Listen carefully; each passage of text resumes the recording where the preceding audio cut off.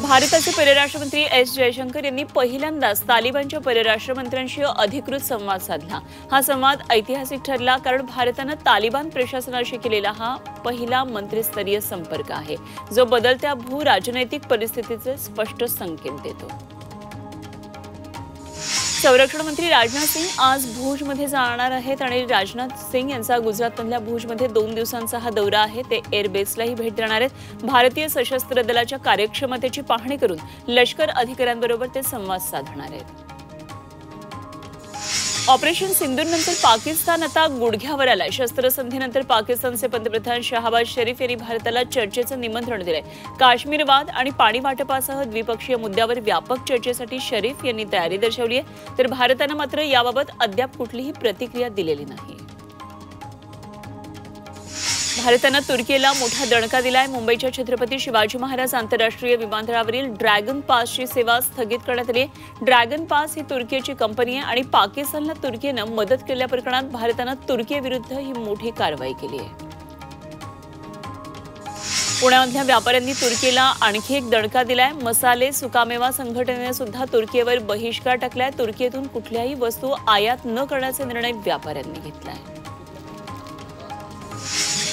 नाशिकमध्ये आज भाजपची तिरंगा रॅली निघणार आहे। ऑपरेशन सिंधूच्या यशानंतर रॅलीचं आयोजन केलंय। मंत्री गिरीश महाजनांच्या नेतृत्वाखाली रॅली निघणार आहे आणि दुपारी 3 तिरंगा रॅली सुरू होणार आहे। काँग्रेस प्रदेशाध्यक्ष हर्षवर्धन सपकाळ उद्धव ठाकरेंची भेट घेणार आहेत आणि आज दुपारी 12:30 वाजता मातोश्रीवर उद्धव ठाकरेंची ही भेट होईल। या भेटीदरम्यान काय चर्चा होते याकडे सर्वांचंच लक्ष असेल। उपमुख्यमंत्री अजित पवार आज बारामतीच्या दौऱ्यावर आहेत आणि छत्रपती सहकारी साखर कारखान्याच्या निवडणुकीसाठी ते सभा घेणार आहेत। सरपंच संतोष देशमुख यांच्या हत्येला आता 157 दिवस पूर्ण झाले, मात्र तरीही आरोपी कृष्णा आंधळे मात्र पोलिसांना अजूनही सापडलेला नाहीये। कृष्णा आंधळेचा शोध पोलीस सीआयडीची पथकं घेत आहेत। बीड पोलिसांनी त्याला फरार घोषित केलाय। देशातल्या साखर उत्पादन 18% घटलंय। हंगामामध्ये केवळ 257 लाख टन साखर निर्मिती झाली आहे आणि साखर उत्पादनात उत्तर प्रदेशची आघाडी असून महाराष्ट्रात 80,95,000 टन साखरेचं उत्पादन झालंय।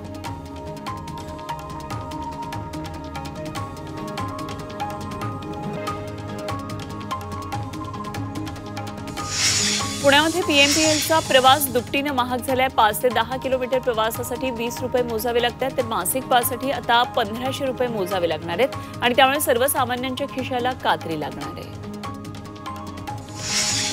आज सकाळी 11 वाजता म्हाडाकडून जनता दरबाराचं आयोजन करण्यात आले। नागरिकांच्या तक्रारी सोडवण्यासाठी मुख्य अधिकारी रेवती गायकर यांच्या अध्यक्षतेखाली दरबार पार पडणार आहे।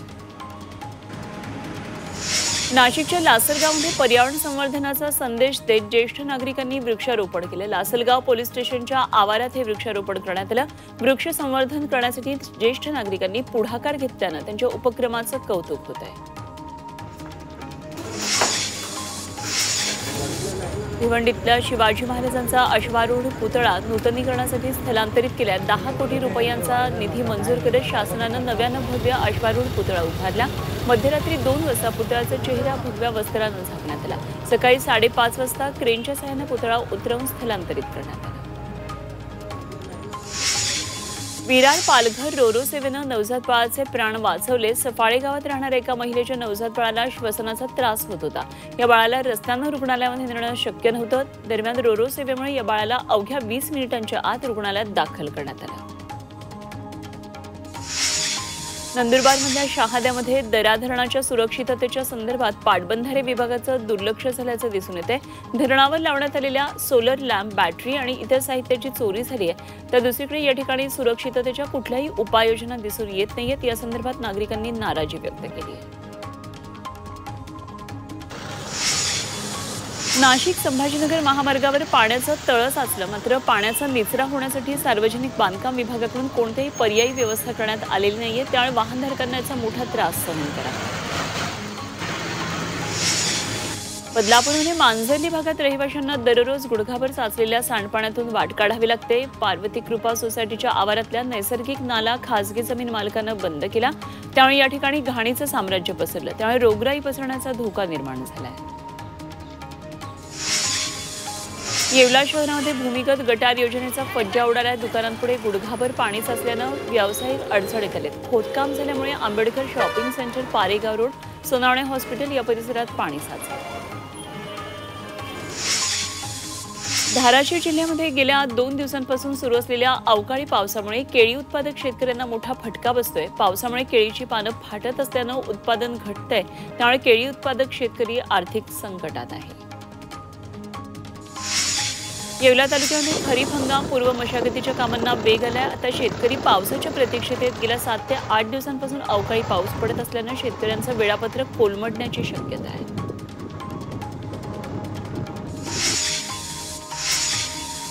राज्यात आज अनेक भागात पावसाचा येलो अलर्ट दिलाय. मुंबई, ठाणे, पालघरमध्ये वादळी पावसाचा अंदाज आहे आणि मेघगर्जनेसह हलका ते मध्यम स्वरूपाच्या पावसाचा इशारा दिलाय. कोकणात सुद्धा पावसाची शक्यता आहे. जालन्यात लूटमार करणाऱ्या दोघांना अटक करण्यात आली. एक जण फरार आहे आणि त्याचाही शोध सुरू आहे. आरोपींनी शहरातून एकाला मारहाण करून त्याची दुचाकी चोरून दिल्याची कबुली दिली आहे. शेतीच्या बांधावरील भांडणाचा राग मनात धरून भावानंच मोठ्या भावाचा खून केलाय. लातूर जिल्ह्यातल्या बोपलामधली ही धक्कादायक घटना आहे आणि या प्रकरणात लातूर ग्रामीण ठाण्यामध्ये गुन्हा दाखल झालाय. तर स्थानिक गुन्हे शाखेच्या पथकानं आरोपीला ताब्यात घेतलंय. निफाडच्या विंचूरमधल्या विष्णुनगर या ठिकाणी चोरट्यांनी 2 ठिकाणी घरफोड्या केल्या. चोरट्यांनी रोख रक्कम आणि सोन्या चांदीचे दागिने लंपास केले. परिसरात चोरीच्या घटना वाढल्या, त्यामुळे पोलिसांनी गस्त वाढवून चोरट्यांचा बंदोबस्त करावा अशी मागणी होती. कल्याण आणि विठ्ठलवाडी एसटी आगारांमध्ये चोरांचा सुळसुळाट पाहायला मिळतोय. तर गर्दीचा फायदा घेत महिलांच्या गळ्यातले दागिने, पिशव्या, मोबाईल हिसकावून चोरटे पळ काढतात. त्यामुळे प्रवासी संतप्त झालेत. गेल्या आठवडाभरामध्ये 4 ते 5 प्रवाशांच्या बागेवर हात मारत चोरट्यांनी 9 लाखांचं सोनं लंपास केलं.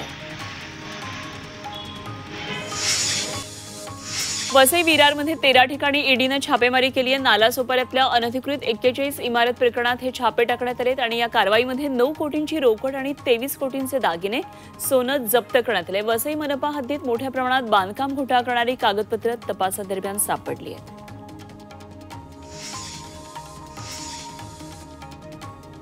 जालन्यात अवैध वाळू उपसा रोखण्यासाठी नद्यांच्या परिसरात प्रतिबंधात्मक आदेश लागू करण्यात आलेत. नद्यांच्या काठावर 500 मीटर परिसरात वाळू उपसा करता येणार नाही आणि नदीमध्ये ट्रॅक्टर, जेसीबी नेता येणार नाहीत असे आदेश देण्यात आले.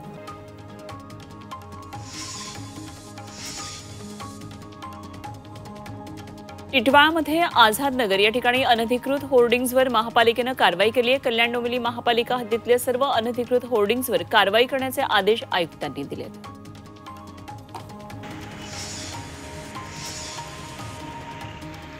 बारामती तालुका पोलीस स्टेशनचा सहाय्यक पोलीस उपनिरीक्षक एसीबीच्या जाळ्यात अडकलाय. सुनील माणिक जगताप असे या लाचखोराचं नाव आहे आणि अपघाताचा गुन्हा दाखल न करण्यासाठी त्यानं 30,000 रुपयांची लाच मागितलेली होती. या प्रकरणात सुनील जगतापसह आणखी एका विरोधात एसीबीनं गुन्हा दाखल केला आहे.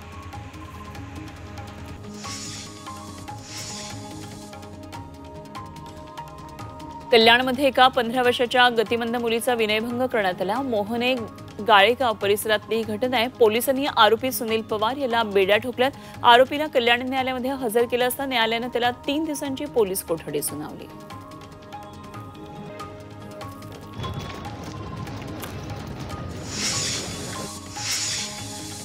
नवी मुंबईतल्या घणसोलीमध्ये एका 7 वर्षाच्या अल्पवयीन मुलीवर 17 वर्षाच्या अल्पवयीन मुलानं लैंगिक अत्याचार केला. या प्रकरणात अल्पवयीन मुलावर पोक्सो अंतर्गत गुन्हा दाखल करण्यात आलाय आणि पोलिसांकडून आता पुढचा तपास सुरू आहे. सातारा तहसीलदार कार्यालयासमोर महाराष्ट्र राज्य भूमी अभिलेख कर्मचारी संघटनेच्या वतीनं बेमुदत संप करण्यात आला. 7व्या वेतन आयोगाप्रमाणे भूमी अभिलेख विभागातल्या कर्मचाऱ्यांना वेतन मिळावं अशा विविध मागण्यांसाठी आंदोलन करण्यात आलं आणि यावेळी मोठ्या संख्येनं कर्मचाऱ्यांचा सहभाग होता. सांगलीमध्ये राज्य शासनाच्या भूमी अभिलेख कर्मचाऱ्यांनी धरणं आंदोलन केलं. सुधारित आकृतीबंध मंजूर करण्यात यावा, भूमी अभिलेख विभागाला तांत्रिक दर्जाचं वेतन मिळावं, तसंच आंदोलन काळातल्या प्रलंबित वेतन मिळावं अशा विविध मागण्यांसाठी आंदोलन करण्यात आलं.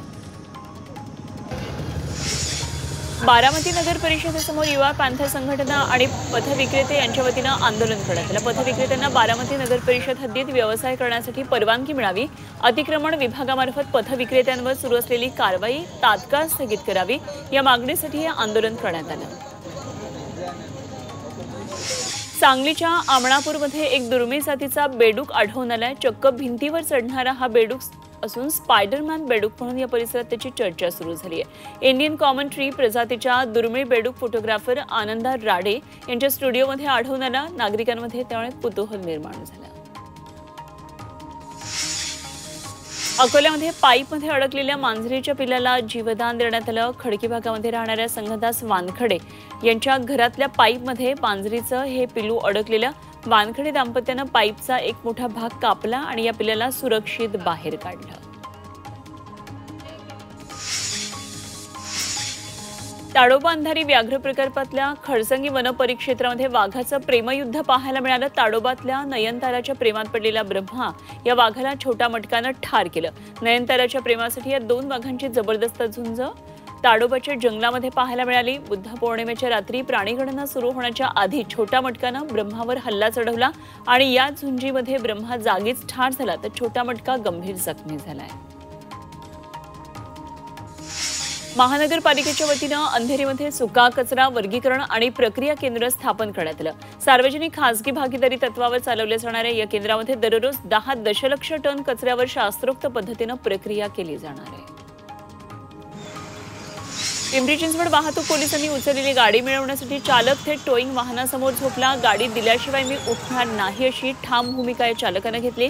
चालकाच्या या भूमिकेमुळे आळंदीमध्ये काही काळ गोंधळाचं वातावरण निर्माण झालं। लोकसभेचे विरोधी पक्षनेते राहुल गांधींविरोधात एफआयआर दाखल करण्यात आलाय। राहुल गांधींसह 20 काँग्रेस नेत्यांविरोधात एफआयआर दाखल करण्यात आलाय। बिहारच्या दरभंगामध्ये परवानगी नसतानाही विद्यार्थ्यांना संबोधित केल्याप्रकरणात राहुल गांधींविरोधात एफआयआर दाखल करण्यात आलाय। स्थानिक स्वराज्य संस्थांच्या निवडणुका महायुती म्हणून एकत्र लढणार असं वक्तव्य राष्ट्रवादीचे खासदार सुनील तटकरे यांनी केलंय आणि याबाबत जिल्हानिहाय आणि महानगरपालिका निहाय आढावा घेऊन निर्णय घेऊ असंही तटकरे म्हणाले। बारामतीमधल्या माळेगाव सहकारी साखर कारखान्याची निवडणूक अखेर जाहीर झाली आहे आणि गेल्या अनेक दिवसांपासून या साखर कारखान्यावर उपमुख्यमंत्री अजित पवारांचं वर्चस्व आहे। 21 ते 27 मे या कालावधीमध्ये उमेदवारी अर्ज दाखल करण्याची मुदत आहे आणि 22 जूनला ही निवडणूक पार पडणार आहे। 24 जूनला निकाल लागणार आहे। पंढरपूरमधल्या अण्णासाहेब पाटील आर्थिक विकास महामंडळाची बैठक पार पडली। महामंडळाचे अध्यक्ष नरेंद्र पाटील यांनी विविध बँक अधिकारी तसंच लाभार्थी यांच्यासोबत बैठक घेतली। यावेळी मराठा समाजातल्या लाभार्थ्यांना कर्ज उपलब्ध करून देण्याच्या सूचना दिल्या। नांदेड जिल्हाधिकारी कार्यालयामध्ये भाजपचे नेते किरीट सोमय्या यांनी बैठक घेतली। या बैठकीमध्ये जिल्ह्यात अवैध बांगलादेशी आहेत का याचा आढावा घेतला आणि बांगलादेशीनंतर आता भोंगेमुक्तीचं अभियान हाती घेतलंय असं किरीट सोमय्या यांनी सांगितलं। दरम्यान मुंबईमध्ये एका महिन्याच्या आत 100% भोंगेमुक्ती होईल असं सोमय्या म्हणाले। आंतरराष्ट्रीय अणुऊर्जा संस्था म्हणजेच IAEA पाकिस्तानच्या आण्विक सुविधांवर निरीक्षण प्रणाली लागू करण्याची मागणी संरक्षण मंत्री राजनाथ सिंह यांनी केली आहे। पाकिस्तानकडून नुकतीच आण्विक हल्ल्याची धमकी दिल्याकडे राजनाथ सिंह यांनी लक्ष वेधलंय। दहशतवाद्यांनी धर्म विचारून मारलं तर आपण कर्म पाहून दहशतवाद्यांना ठार मारलं अशी प्रतिक्रिया संरक्षण मंत्री राजनाथ सिंह यांनी दिली। भारताची कारवाई सगळ्या जगानं पाहिल्याचंही ते म्हणाले।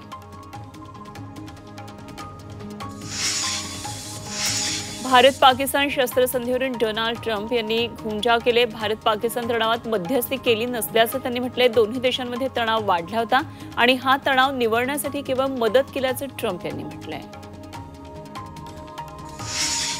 संयुक्त राष्ट्राच्या सुरक्षा समितीसमोर भारत TRF विरोधात पुरावे सादर करणार आहेत। लष्कर-ए-तैयबाचा पाठिंबा असलेली रेजिस्टन्स फ्रंट म्हणजेच TRFला दहशतवादी संघटना घोषित करण्याची भारताची मागणी आहे आणि यासाठी भारत संयुक्त राष्ट्राच्या समितीसमोर TRF विरोधात पुरावे सादर करणार आहे। सिंधू पाणी करार स्थगित आहे आणि पाकिस्तानकडून होणारा दहशतवाद थांबेपर्यंत स्थगितच राहील अशी प्रतिक्रिया परराष्ट्र मंत्री डॉ. एस. जयशंकर यांनी दिली आहे। काश्मीरवर चर्चा करायची असलेली एकमेव गोष्ट म्हणजे पाकव्याप्त काश्मीरमधल्या बेकायदेशीरपणे व्यापलेला भारतीय भूभाग रिकामा करणं असल्याचं ते म्हणाले। पहलगाम हल्ल्यातल्या दहशतवाद्यांसाठी शिवसेनेनं बक्षीस घोषित केलंय। दहशतवाद्यांसाठी शिवसेनेनं 10 लाख रुपयांचं हे बक्षीस जाहीर केले। या दहशतवाद्यांची माहिती देणाऱ्यांना हे बक्षीस दिलं जाणार आहे। भारताच्या ऑपरेशन सिंधूरचं जगभरातून कौतुक होतंय आणि भारतानं केवळ लष्करीच नव्हे तर राजनैतिकदृष्ट्याही विजय मिळवलाय, असं मत अमेरिकेचे माजी अधिकारी मायकल रुबिन यांनी व्यक्त केलंय। यावेळी त्यांनी पाकिस्तानच्या लष्कर नेतृत्वावर प्रश्नचिन्ह उपस्थित केले। सोलापुरातल्या शिवसेना जिल्हाप्रमुखांनी त्यांच्यावर कारवर ऑपरेशन सिंधूरची प्रतिमा साकारली आहे। कारवर ऑपरेशन सिंधूरची प्रतिमा साकारत भारतीय सैन्याला सलाम करण्यात आलाय। या कारवर भारतीय सैन्य दलातल्या रणरागिणी सोफिया कुरेशी आणि व्योमिका सिंग यांचे फोटो साकारले।